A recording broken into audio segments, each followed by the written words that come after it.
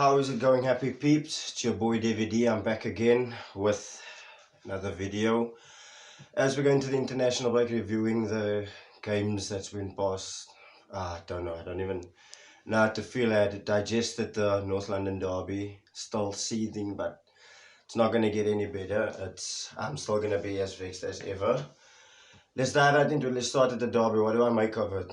Personally, for me, it was like 2 points drop. Personally, for me, I know we showed fight to come back, but I don't know. 2 points drop. Personally, it was our own mistakes. It's again the same old shit that keeps popping up. It's the same old. It's the same old schoolboy defending. It's the same old shit from Xhaka. It's not gonna stop. I don't know. I don't know how you guys feel or what this guy does to get into the team. I don't know. I personally don't know. I don't want to hop too much on Emery's back, personally, for me, first and foremost. Number one, I can understand why he went the way he did against Liverpool. That I get, full and foremost. Liverpool is the best team in Europe currently. Liverpool are the European champions. They are the best team in the land as well as currently as it stands. Let's be real. They are top. They've won all their games. However, and if you are at home and you're coming up against Spurs, let's be fair, they're not in the best run of form as well, coming from last season as well. They're coming with their own issues also. This is a perfect time to get at them. But I mean, for Unai Emery to get us all gassed and hyped up by playing Lacazette, Pepe and Aubameyang up front, and then behind them you're playing three defensive midfielders, Guendouzi, Xhaka and Torreira. That doesn't make sense. It's almost as if you're at a party and you piss drunk and you say to your friend, okay, look, take me home in my shiny new BMW, but then once you get into the car, there's no steering wheel. So how the hell is that gonna work? We were flat. Again, like I said, the schoolboy, it is the schoolboy defending. Now people can talk about it. Tierney's gonna come back and give us balance. Bellerin's going to come back and give us a bit of balance. Are they going to improve the defense? No. I mean, is it Tierney or Bellerin's fault if Socrates runs up like a headless chicken, running into the middle of the pitch? Basically, I'm not the best footballer. I'll be real. I was a beaten footballer. But I mean, they teach you something when you're playing in grassroots level already. If you are a defender and you're going to go forward and you're going to you made the decision in your head to go on and win the ball, you've got to win it. He misses the ball. That forces David Luiz to be dragged out. And you can say the goalkeeping was bad. I get that. Goalkeeping was bad by David Luiz, by Bernd Leno punching it out in the face, straight into Eriksen to tap away. But then you have to look at the blind side of that. Bernd Leno made an outstanding save from Son as well. So he made awesome saves to keep us in the game at first half. Then the penalty, I don't want to get to it. I don't know what more is going to happen with Granit Xhaka. I don't know how much more this is going to continue. Personally, if I look at it, it's not a new thing. It's coming on for years now. It's coming on from Fulham, it's Cardiff, it is Wolves as well, it's Crystal Palace away, it is Brighton. It cost us the game as well last season. Near the end, it cost us Champions League football. So for me personally, he's a liability. I don't understand what he does.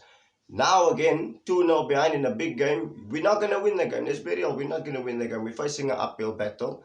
And that's that. Okay. The Lacazette goal, brilliant goal nonetheless, got us back into the game, was a crucial goal.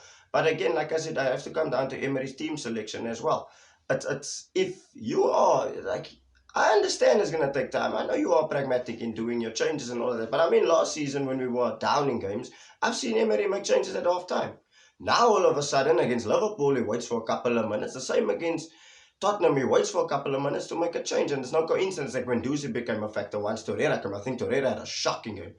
For me, personally, I think I started Torreira as well. But you could see, for him to come in the magnitude of such a big game, he looked out of sorts. But it's no coincidence when Guendouzi became a factor once Danny Ceballos came on as well. Again, what can I say? Fair result if you look at the balance of play. Tottenham could have killed us off in the first half as well. Penalty, Harry Kane, he just needs to stop falling on his ass, as simple as plain. And again, like I said, people, at the time when we could have capitalized, I looked at the log today, we are 2 points ahead of Manchester United, we're 2 points ahead of Tottenham. But I mean, it could have been so much better going into the international break. Again, like I said, Emery, he's been there for over a year now already. He had like over 60 games and you still don't know your best team. I mean, come on now, seriously.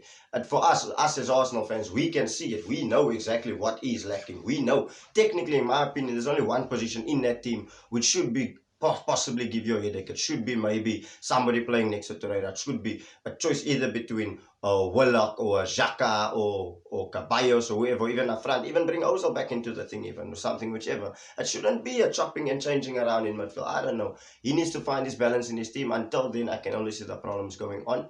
I'm going to get into what I give the ratings for for the teams thus far, I'm going to start at the top. Liverpool, I give them an A+. Personally for me, the fight between Mane and Salah has been coming on from last season already, personally for me, I think. And I think Mane is right in the way he reacted, because let's be real, Salah is greedy. He chases the numbers and fair. But I mean, where I give credit to Liverpool is your team must be really sick if your front three have arguments about who's going to get goals on the board. So I give them an A+. Uncle Pep's team, I give them an A. Simply just because they drew that game against Spurs and they're not top at the moment. Credit where it's due. Another team that has impressed me massively is Leicester City. I give them a B+. Brendan Rodgers coming in, doing his thing. Vardy looking outstanding as well. Crystal Palace even turning the screw. I don't know if it could be Manchester United that turned the screw on them. That kicked in this brain form. I don't know. Let's come to United as well. Problems, I think, but again, like I said, it's not always fault. I saw again in the week that the team or the players went to Ed Woodward and said they're not happy with all his tactics. I mean, come on now. This is a team that down tools when Mourinho was there. Ole was at the wheel quite fine last season before the PSG game, and now all of a sudden. I blame the players. Is it Solskjaer's fault that players are ball watching in the box? No. Is it Solskjaer's fault that David De Gea made a mistake from Van Arnold? No. So I just say, look, but again, like I said, they got an outstanding team. I think Daniel James was outstanding as well. He's one of the players that I actually feel is a bright spark in their team. He plays with heart, he can shoot, he's got everything about him. So they've got Leicester next as well, so we'll see how they get on. Man United, I'd give them a C+, to be honest. It's still early days as well. I know they've got their problems. You could say Crystal Palace was a bad day at the office as well. And again, but like I said, the blind spot again, you should be beating Southampton with more third of the game to go. But again, like I said, I give them a C+. Chelsea, I'm going to give them a D simply because of the fact, because they start well. It's like they've out of the blocks, like they're running in a 100-meter race when the race is actually 600 meters. So I don't know, I'm gonna give them a D as well. Arsenal, I'll give us a C. We looked good in the first two games. I don't want to say we look good, but we got the result as well. If you had Arsenal before the season, would I have taken 7 points out of a possible 12? I would have bit your hand off as well. So I'll give us it. I don't know, man.